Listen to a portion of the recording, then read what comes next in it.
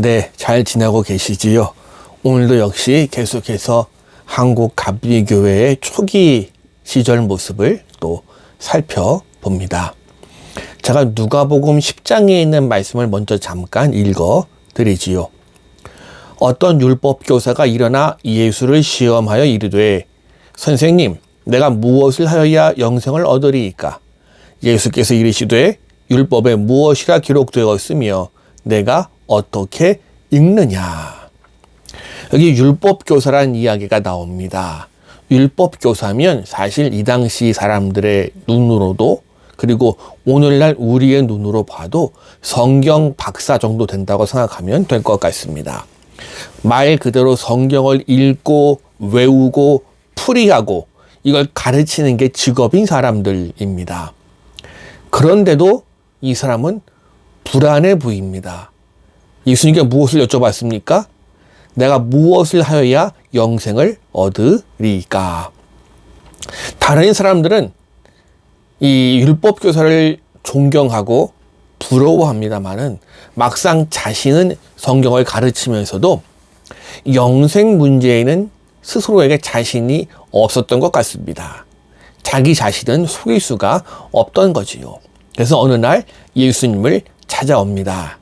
그리고 이런 질문을 던지는 이 율법교사에게 예수님은 대답하지 않고 오히려 반대로 질문을 던지셨습니다. 율법에 무엇이라 기록되었고 내가 어떻게 읽느냐? 즉 문제는, 이 율법교사의 문제는 성경을 읽는 방법의 문제가 있었다는 게 예수님의 진단인 셈입니다. 성경을 읽긴 읽는데 어떻게 읽느냐? 눈과 입으로 읽는 것이 아니라 가슴과 몸으로 읽는 말씀에 영생이 있음을 알라는 이야기겠지요.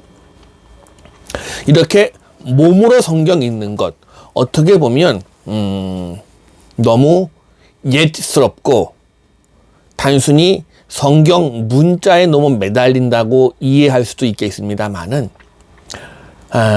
성경을 읽는 그 순수한 마음은 우리가 인정해 주어야 합니다.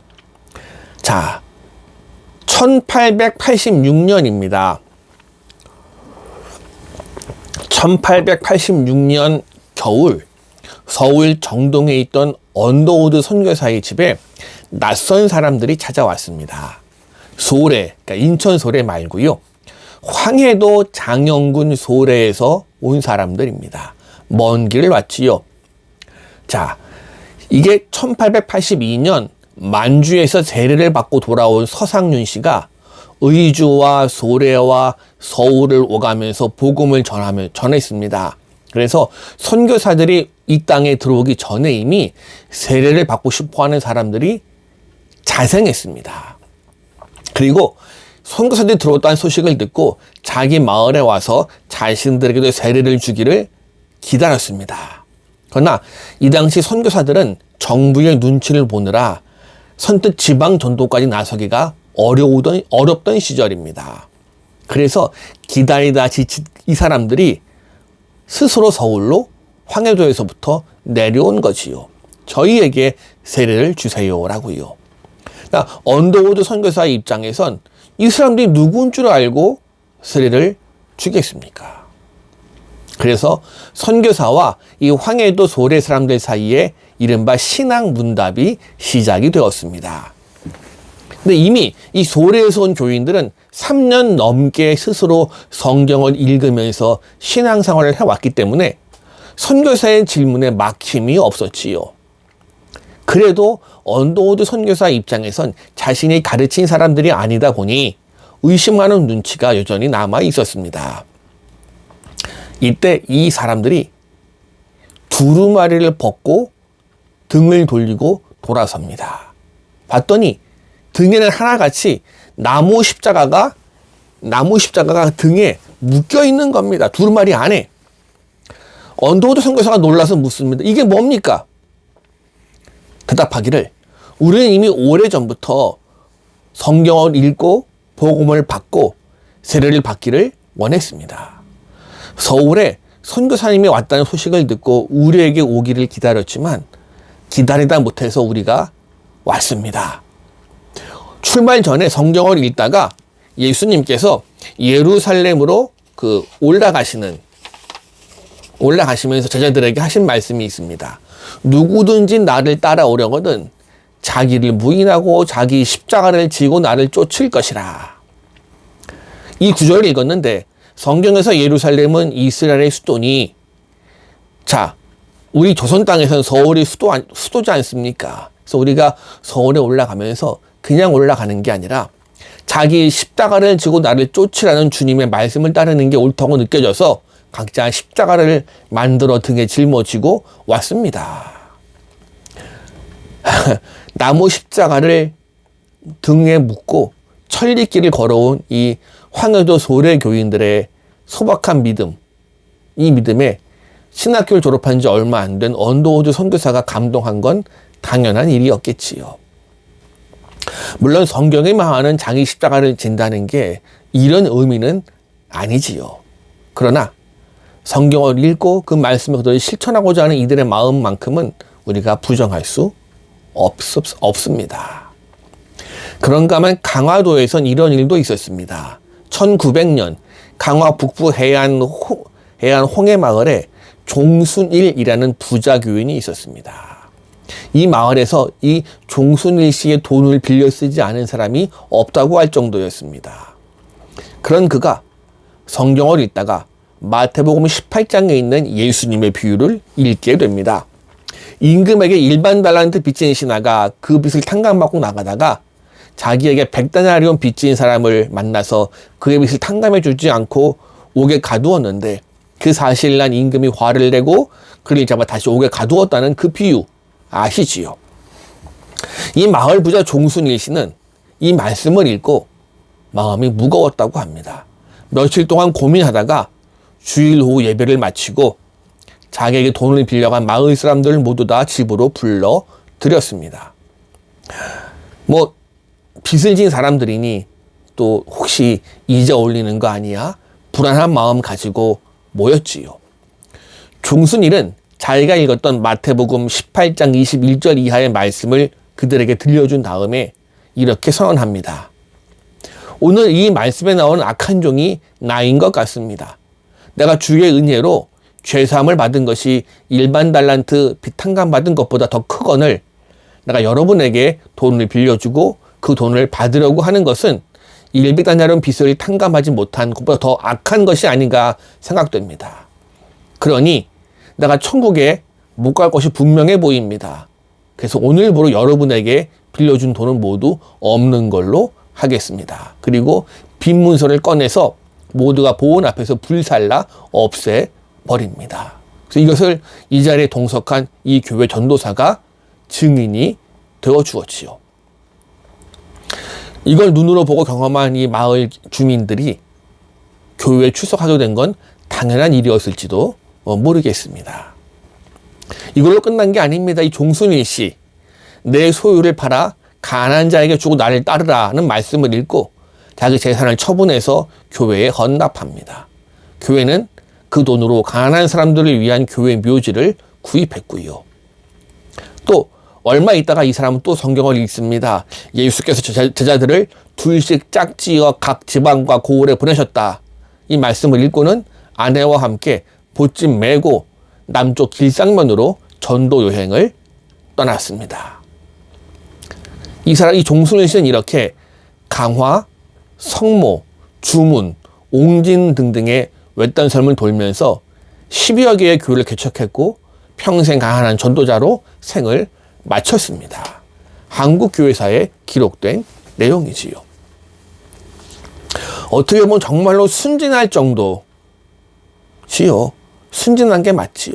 그러나 이런 그의 모습이 오늘날 강화도 일대의 감리교회의 영향을 크게 만들어 놓았습니다. 또 비슷한 무렵 강화읍교회, 지금의 강화중앙교회입니다. 여기에 과부교인 이름은 모릅니다. 김씨가 있었습니다. 자식도 없이 혼자였지만 재물에는 여유가 있어서 복섬이라는 여종을 부리고 있었습니다. 이 김씨, 80이 넘어서야 복음을 접하고 믿기 시작합니다. 그리고 교회 나가면서 한글을 배우고 성경을 읽기 시작했습니다. 그러다가 그가 마태복음 18장을 읽다가 18절에서 눈이 멈춥니다. 진실로 너희에게 이르노니 무엇이든지 너희가 땅에서 매면 하늘에서도 매일 것이요 무엇이든지 땅에서 풀면 하늘에서도 풀리리라.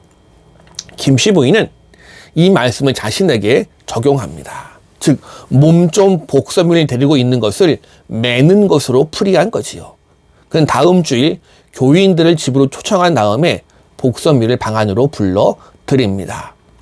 성경 말씀을 보니 우리 주인은 하늘에 계시고 우리는 다 같은 형제라. 어찌 내가 하나님 앞에서 주인 노릇을 할 수 있겠소. 또 내가 복섬이를 몸종으로 부리는 건 땅에서 매는 것인즉 그리고서 어찌 하나님의 복을 받겠습니까? 그리고 김씨 부인은 문갑에서 이 복섬이의 종문서를 꺼내서 교인들이 보는 앞에서 불살라 버립니다. 그러면서 말하지요. 복섬아, 지금 이후 너는 내 종이 아니니 넌 자유의 몸이다. 네 마음대로 살아도 된다라고요. 놀란 복섬이는 부인에게 매달립니다. 마님, 그럴 수는 없습니다.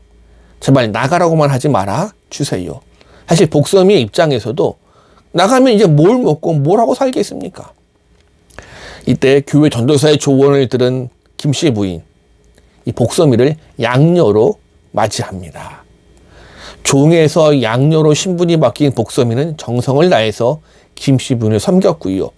김씨 부인 역시 늙음하게 얻은 딸로 기쁨을 감추지 못했습니다. 이것을 본 교인들의 감동 또한 무척이나 컸지요. 이렇게 한국교회의 초대 교인들은 성경을 말 그대로 문자적으로 읽었고 기록된 말씀대로 실천했습니다. 그래서일까요? 강화에서 어떤 교인은 예수님이 맹인을 고칠 때 하셨던 것처럼 침으로 진흙을 깨서 맹인 눈에 바르고 기적이 나타나기를 기다려서 선교사들을 곤욕스럽게 만들기도 했습니다. 선교사들은 이런 문자적으로 읽고 실천하는 신앙을 너무 미신적이라고 우려했습니다. 그러나 우리나라 사람들은 성경을 읽으면서 받은 감동을 문자적으로 실천하고 나타날 이적에 기대를 걸었지요. 이들의 문자주의 신앙은 어떻게 보면 오늘날 입으로만 성경은 영감으로 씌어진 문자적으로도 종합무원 하나님의 말씀이라고 말하면서 성경에 대한 이성적인 해석 자체를 봉쇄하는 오늘의 근본주의 신학과는 거리가 멉니다. 우리 선조들의 성경 신앙은 억지 믿음이 아니라 말씀을 읽고 감동받고 감동받은 대로 실천하는 실천적인 믿음이었습니다. 이들은 성경을 읽었는데요. 성경을 읽고 이제 이해하기 위해서 읽은 게 아니고요. 그분들은 행하기 위해서 읽었습니다. 그 결과 머리가 아닌 몸으로 성경을 읽는 한국교회의 특유의 소박한 신앙 전통이 수립되었지요. 알기는 많이 알지만 행함이 없어서 영생 문제로 불안해서 예수님을 찾아왔던 율법 교사에게 알려준 주님의 해결책도 그거였습니다. 내 대답이 옳다. 이를 행하라. 그러면 살리라 라고요. 오늘 우리는 성경을 어떻게 읽고 있습니까? 머리로 읽고 머리로 이해하기 위해서만 읽고 있습니까? 말씀을 내가 읽고 내 삶에 적용하기 위해서 읽고 있습니까? 물론 성경을 이렇게 문자적으로만 읽는 것은 이런저런 많은 문제를 가져오는 것도 사실입니다. 그러나 우리는 이런 순수한 마음과 순수한 믿음이 오늘을 살아가는 우리에게도 분명히 필요한 부분임은 부정할 수 없을 겁니다. 이제 어떤 마음으로 성경을 읽을지 고민해 보았으면 좋겠습니다. 감사합니다.